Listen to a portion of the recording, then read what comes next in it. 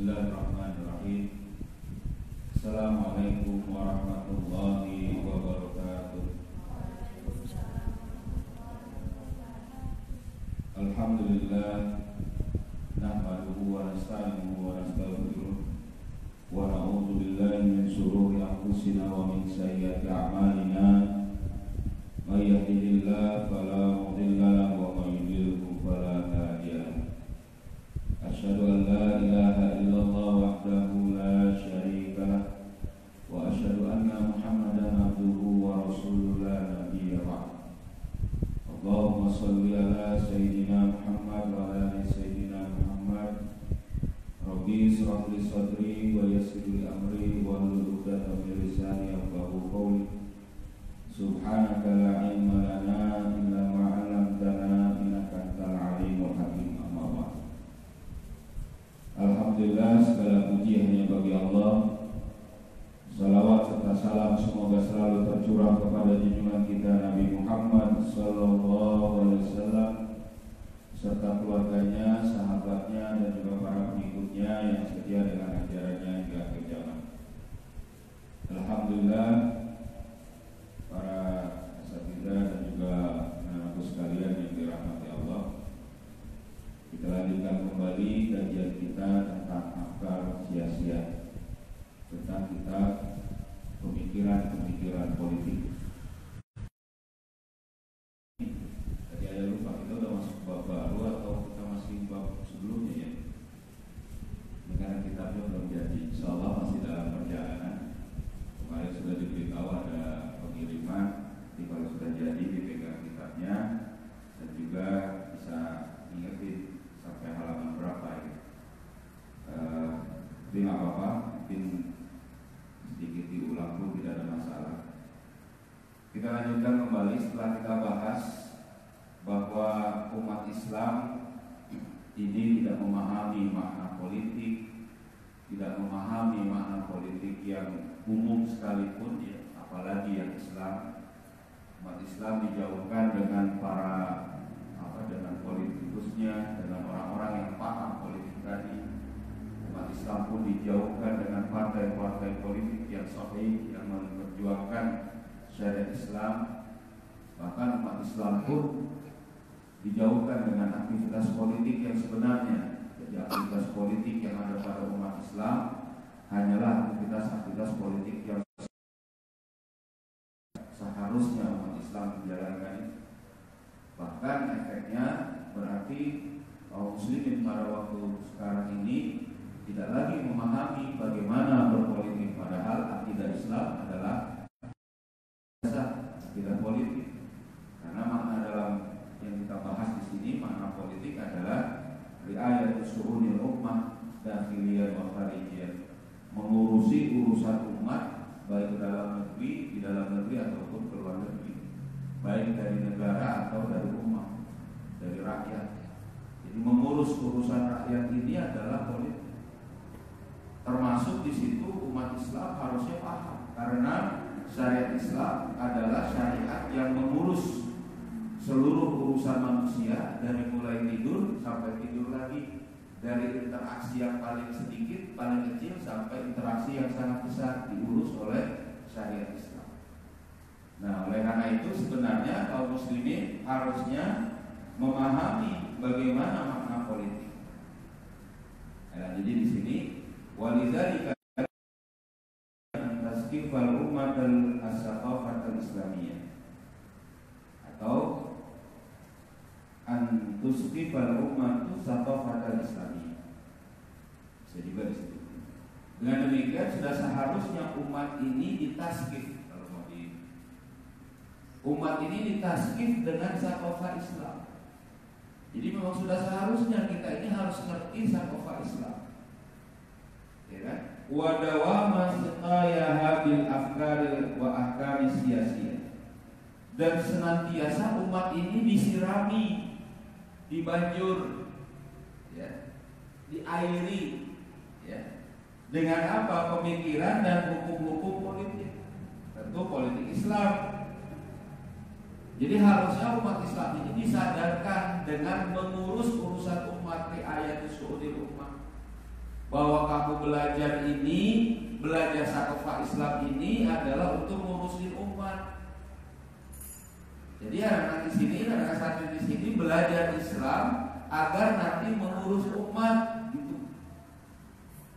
Ya, minimal umat yang ada pada tanggung jawab, misalnya nanti punya anak, punya suami, dia ngerti ini loh politik, ini loh ngurus syariat, ini loh syariat yang mengurus urusan umat, gitu. Wa bayana intisaqi hadhil afkar wa hadhil ahkam anil aqidatil islamiyah, dan juga memberi penjelasan umat ini harus tasdid dengan apa, umat ini diberi penjelasan harusnya ya dengan apa, dengan pancaran dari akidah ini dan hukum-hukum ini yang berasal dari akidah Islam.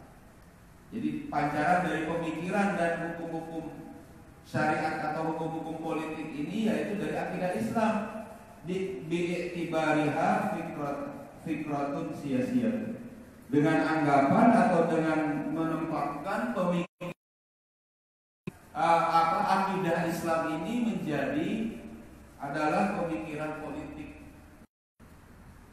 Jadi akidah Islam itu ditempatkan sebagai akidah sia-sia. Jadi bukan untuk dirinya sendiri.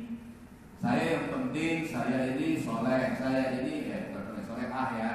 Saya ini yang penting kita ini adalah baik, melaksanakan sholat.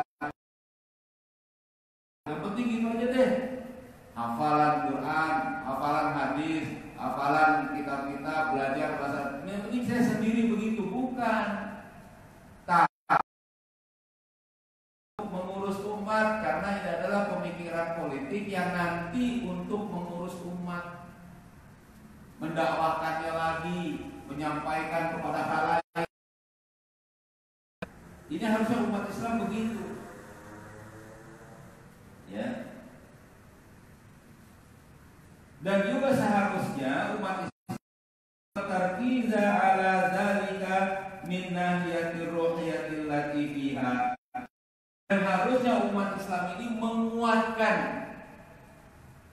ya dari pemikiran politik tadi dengan aspek ruhiyah, min nahiyatir ruhiyah allati fiha, yang itu ada memang di dalam akidah Islam.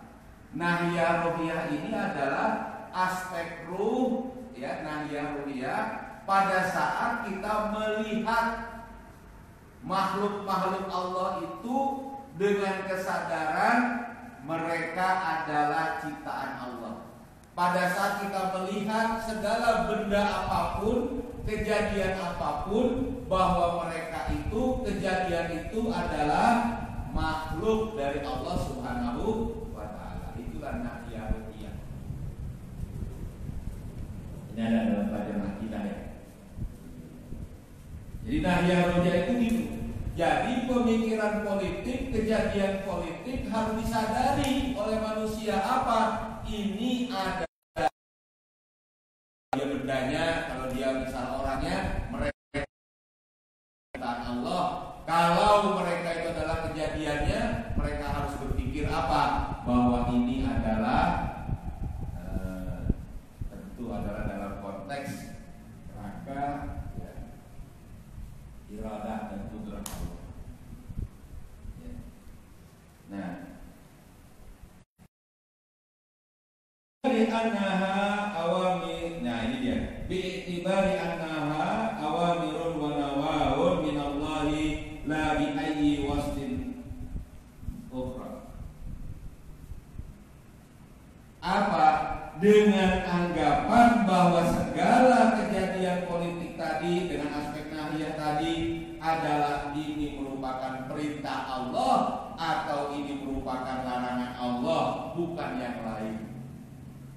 Jadi kalau misalnya ada kejadian politik, ada keadaan perbuatan, ada benda-benda, kita harus berpikir ini mana perintah Allahnya, mana larangan Allahnya. Misalnya pada saat ada seseorang misalnya ingin menjalankan perintah Allah dalam mengurus urusan umat, ya kan?